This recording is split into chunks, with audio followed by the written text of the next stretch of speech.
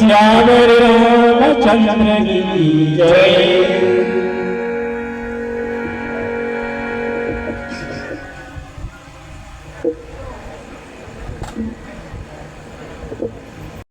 विद्वज्जन निर्णायक मंडल, मंच के समीप बैठी हुई श्रद्धामयी माताओं बहनों, दूर दूर से आए हुए सभी प्रतिभागी मंडलियों, आज इस दशहरा के पावन उपलक्ष्य पर रामचरितमानस गायन वादन प्रतियोगिता ग्राम अर्जुनपुर में जो होने जा रहा है वह बड़ा ही सौभाग्य की बात है। यहाँ पे राम नाम रूपी गंगा प्रवाहित होने जा रहा है। इसमें हमारी छोटी सी मंडली को गोता लगाने का जो अवसर आयोजक समितियों के द्वारा हमें प्रदान किया गया, उसके लिए मैं बाबा तुलसीदास जी के शब्दों में सिया राम मैं सब जग जानी, करहूँ प्रणाम जोरी जुग पानी। सज्जनों, आइए कथा प्रसंग की ओर चलते हैं।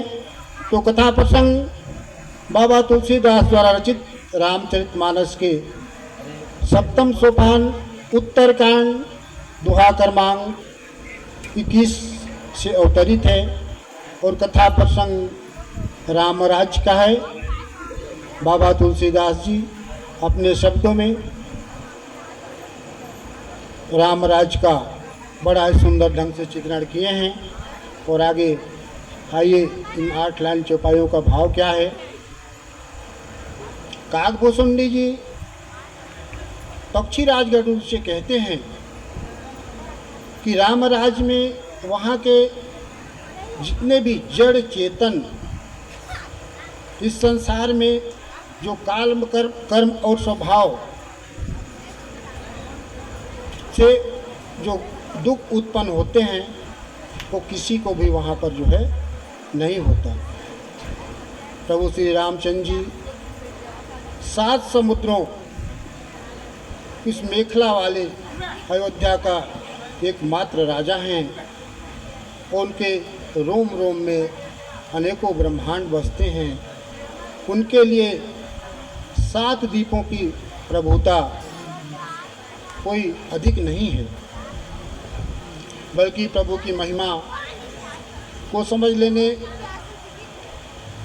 में 7 समुद्र से घिरी हुई 7 द्वीप यह पृथ्वी के एक महान सम्राट प्रभु श्री रामचंद्र जी हैं। परंतु हे गरुड़ जी, ये महिमा जान भी ली है, फिर लीला में बड़ा जो है प्रेम करते हैं, क्योंकि उस महिमा को जानने का फल लीला का अनुभव है, जो इस प्रभु श्री रामचंद्र जी के गुण और समूह को ज्ञानी मुनि लोग अपने इंद्रियों में समझते हैं और बाकी इनकी महिमा को तो माँ सरस्वती और शेष जी भी वर्णन नहीं कर सकते। वहाँ के सभी नर नारी जो है सरल स्वभाव और परोपकारी हैं।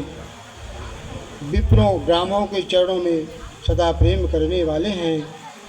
एक पत्नी व्रत धर्म का पालन करते हैं और वहाँ के सभी स्त्रियाँ भी अपने कर्म और स्वभाव के अनुसार जो है सुआचरण से चलते हैं। इसी प्रकार इन 8 लाइन चौपाइयों का भाव है। प्रेम से बोलिए लखन सिया रामचंद्र की जय। बहुत सुंदर आदर्श मानस मंडली नकना आपका गायन वादन प्रस्तुति भावपूर्ण, बहुत सुंदर सराहनीय के पात्र हैं आप लोग। आप लोगों से जनमानस ये जानना चाहती है, राम राज नवगेश सुनो, चराच जग माही, काल कर्म स्वभाव गुण, कृत दुख काम नाही। इस भाव से जनमानस को क्या संदेश पहुंचाएंगे?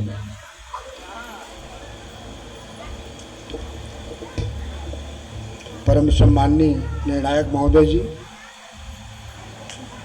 चूँकि प्रभु श्री रामचंद्र जी अनंत है, उनकी कथा भी अनंत है। काल कर्म स्वभाव जी, अर्थात जो इस संसार में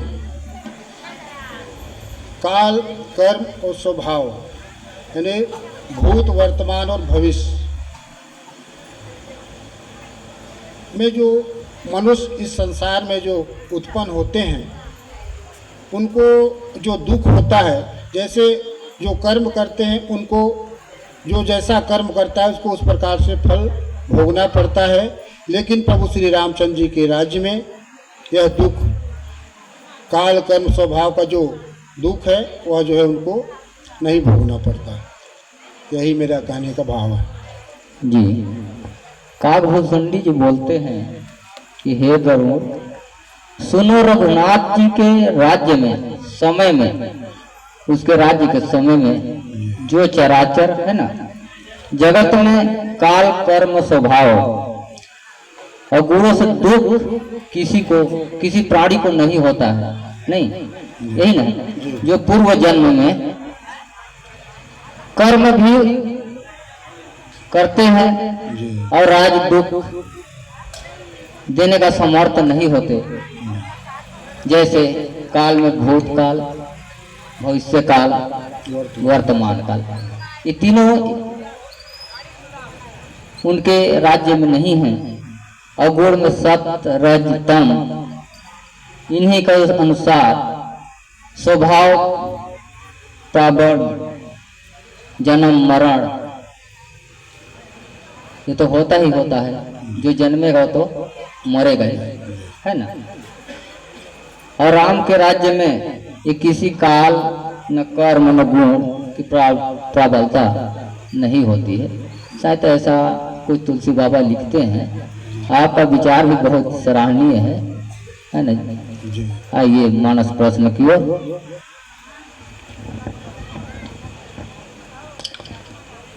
आदर्श मानस मंडी नकना, सूरजपुर, आप लोगों का गायन वादन, भावार्थ बड़ा सराहनीय रहा। हमारे दर्शकों का मन आपने मोह लिया, इसके लिए आप लोगों को बहुत बहुत धन्यवाद। मानस जिज्ञासा, आप ये बताने का कष्ट करेंगे, रामचरित्र मानस में बहुत से बड़े बड़े वीरों, योद्धाओं का वर्णन आता है। बहुत बड़े बड़े, लक्ष्मण हुआ, अंगद का बल को जानते हैं, पैर में बहुत बल था, बहुत बहुत वीर थे। लेकिन ये बताएंगे हनुमान जी हैं तो उनको महावीर क्यों कहा जाता है, और वीरों को तो नहीं कहा गया है। जनमानस को समझाने का कष्ट करेंगे। परम सम्माननीय निर्णायक महोदय जी, जैसे प्रभु श्री रामचंद्र जी को रघुवीर कहते हैं, है ना, तो उनमें 5 वीरता है,